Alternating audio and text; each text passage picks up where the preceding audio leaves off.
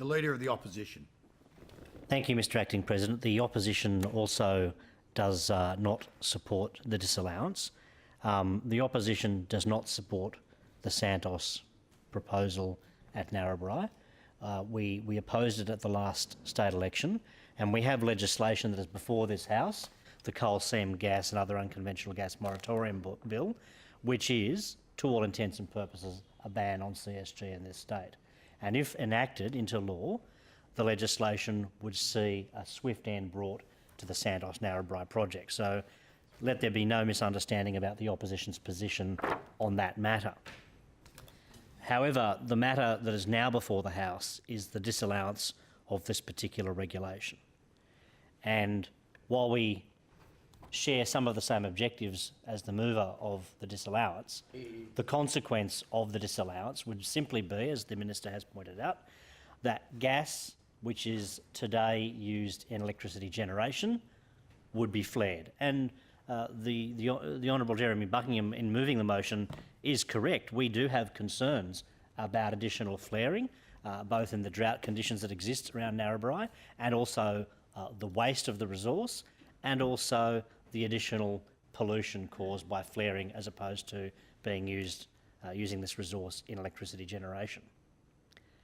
And I take the point made by the mover that there is flaring or potential flaring going on at the moment. If that's the case, then I'm very concerned about that, and that is something that should be investigated by the relevant authorities. But adding to that problem, which would be the inevitable consequence of carrying this disallowance, would be a worse outcome. So despite the fact that we do not support the Santos project at Narrabri, and we're clearly on the record about that matter, we are not able in all good conscience to support this disallowance. It will not hasten the end of the Santos project at Narrabri.